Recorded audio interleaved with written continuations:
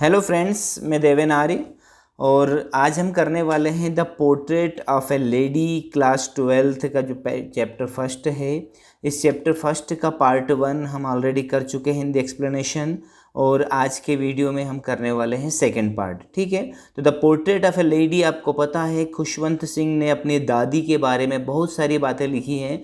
अपने दादी का जो है चित्रण किया है, अपनी दादी के स्वभाव का चित्रण किया है, अपनी दादी की क्या क्या क्वालिटीज़ थी। पिछले वीडियो में हमने सारी चीज़ें देखी है। यदि चैनल पर आप पहली बार विजिट कर रहे हैं तो चैनल को सब्सक्राइब कीजिए और प्लेलिस्ट में जाकर आप पहला पार्ट जरूर देखिएगा, उसके बाद दूसरा पार्ट देखिएगा। ठीक है, और बेल आइकन को प्रेस कीजिएगा ताकि सारे नोटिफिकेशन आपको टाइम पर मिल सके। ठीक है, आगे बढ़ते हैं।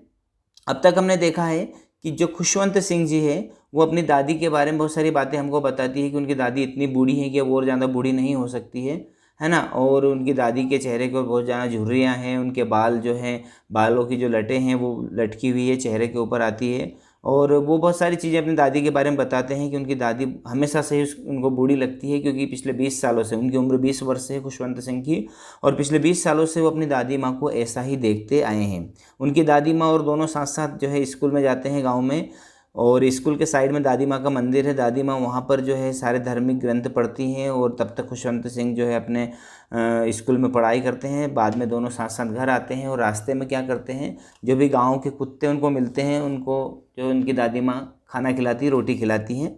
अब आगे हम बढ़ते हैं, आगे यहाँ से स्टार्ट करते हैं। My grand mother always went to school with me. ठीक है, यानी कि जो उनकी दादी माँ थी वो हमेशा उनके साथ स्कूल जाती थी। ठीक है, ये सारी चीज़ें हमने देख ली है। और स्कूल जाने के बाद में वो कुत्तों को वहाँ पर खाना भी खिलाती थी, जो कुत्ते उनको मंदिर के दरवाजे के ऊपर, स्कूल के दरवाजे के ऊपर मिलते थे। ठीक, आगे बढ़ते हैं। अब खुशवंत सिंह जो है अपने पेरेंट्स के साथ नहीं रहते, अपनी दादी माँ के साथ रहते हैं। When my parents were comfortably settled in the city, जब मेरे माता पिता आराम से सिटी में, शहर में सेटल हो जाते हैं, बस जाते हैं, तो द सेंट फॉर अस, वो हमें भी वहाँ पर बुला लेते हैं, दादी को और खुशवंत सिंह दोनों को बुला लेते हैं शहर में। That was a turning point in our friendship, और यह हमारी फ्रेंडशिप यानी दादी माँ और मेरे बीच जो फ्रेंडशिप थी, जो दोस्ती थी, उसमें एक टर्निंग पॉइंट आता है। टर्निंग पॉइंट यानी बहुत बड़ा मोड़ आ जाता है। Although we shared the same room, हालांकि हम दोनों एक ही रूम में रहते थे शहर में भी। My grand mother no longer came to school with me, अब मेरी दादी माँ मेरे साथ स्कूल नहीं जाती थी। I used to go to an English school in a motor bus, अब मैं शहर में एक जो है इंग्लिश स्कूल में पढ़ाई करने जाता था। और किससे जाता था? पैदल नहीं जाता था, मोटर से जाता था, बस से जाता था।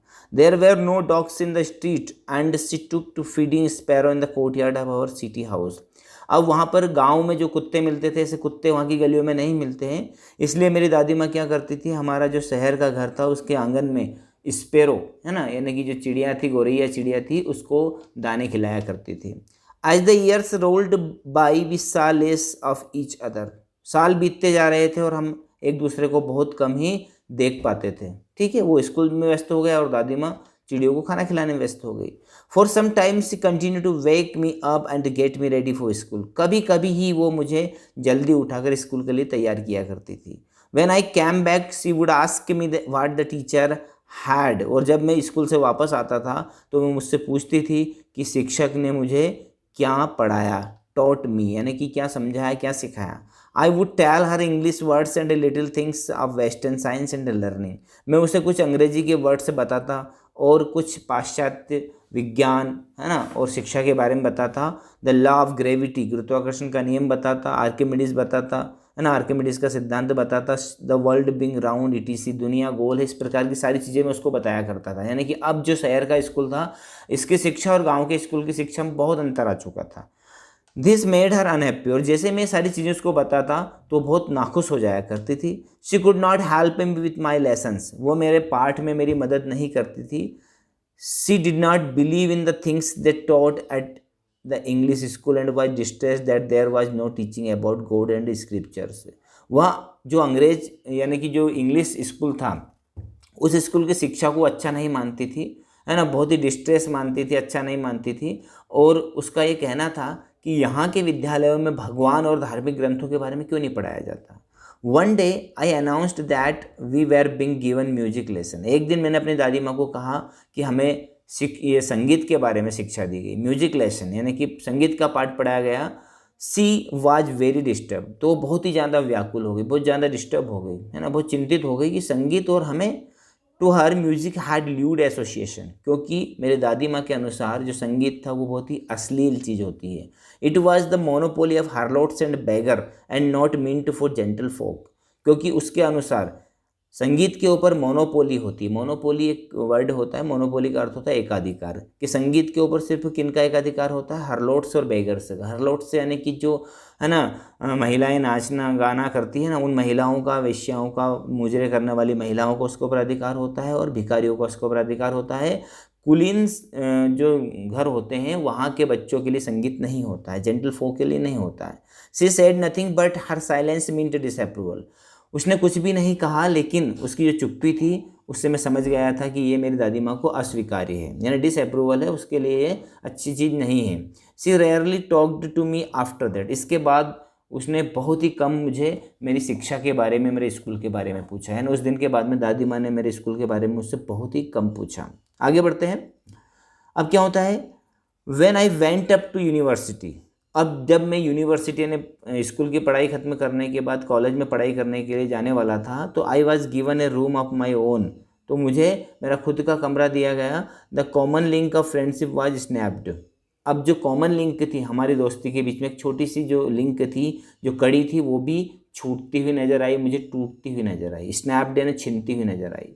My grand mother accepted her seclusion with resignation, मेरी दादी माँ ने उनका जो एकांतपन था, जैसे हम अकेलापन कह सकते हैं, सेक्लूजन यानी अकेलापन जो था, उसे स्वीकार कर लिया विथ रेजिग्नेशन। रेजिग्नेशन यानी कि सहर्ष स्वीकार कर लिया, यानी उन्होंने कुछ भी नहीं कहा कि मैं अपने पोते से अलग नहीं रहूँगी, है ना, वो सहर्ष मान गई अलग रहने के लिए।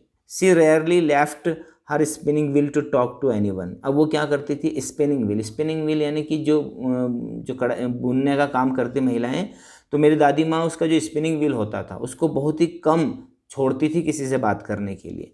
From sunrise to sunset she sat by her wheel spinning and reciting prayer, सूर्य उदय से लेकर सूर्यास्त तक वो अपने स्पिनिंग व्हील के साथ ही बैठती थी और साथ में रिसाइटिंग प्रेयर, प्रार्थना भी बोला करती थी। Only in the afternoon she relaxed for a while to feed the sparrow, सिर्फ दोपहर के समय ही थोड़ा सा आराम करती थी, जिस दौरान वह स्पेरो को खाना खिलाती थी। While she sat in the veranda breaking the bread into little bites, उस समय वहाँ बरामदे में बैठकर रोटी के छोटे छोटे टुकड़े तोड़ा करती थी। 100 of little birds collected round her creating a veritable bedlam of chirpings, बहुत सारे सैकड़ों पक्षी उसके आसपास आ जाते थे और क्या करते थे, वेरिटेबल बैदलम। वेरिटेबल बैदलम का अर्थ होता है असहनीय हंगामा ऑफ चर्पिंग्स, चहचहाने, यानी कि ऐसा शोर शराबा करते थे, ऐसा हंगामा मचाते थे, बिल्कुल है ना, पक्षियों की आवाज़ आती थी बहुत ज़्यादा, जो असहनीय थी। Some came and perched on her legs, कुछ उड़ते थे उसके पैर के ऊपर बैठ जाते थे। अदर ऑन हर शोल्डर्स, कुछ उसके कंधे के ऊपर बैठ जाते थे। Some even sat on her head, कुछ उसके सिर के ऊपर बैठ जाते थे। She smiled but never shooed them away, वह मुस्कुराती थी और उन्हें बिल्कुल भी नहीं भगाती थी। It is used to be the happiest half hour of the day for her, यहाँ दिन का आधा घंटा जो होता था उसके पूरे दिन का सबसे खुशनुमा पल हुआ करता था, यानी उसकी दादी माँ का सबसे अच्छा खुशनुमा पल हुआ करता था जब वह पक्षियों को दिन में दाने खिलाती थी। ठीक है, आगे बढ़ते हैं।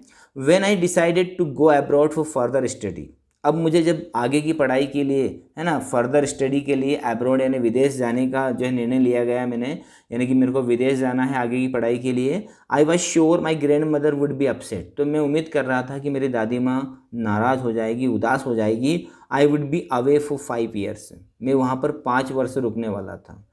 And at her age one could never tell, और उसकी उम्र का कोई भी नहीं कह सकता था, किसी भी पोते को बाहर भेजने के लिए तैयार नहीं हो सकता था। But my grand mother could, लेकिन मेरी दादी माँ कुड यानी कि हो सकी, उन्होंने शहर से स्वीकार कर लिया कि ठीक है बेटा, तो आगे पढ़ाई करने के लिए विदेश जा।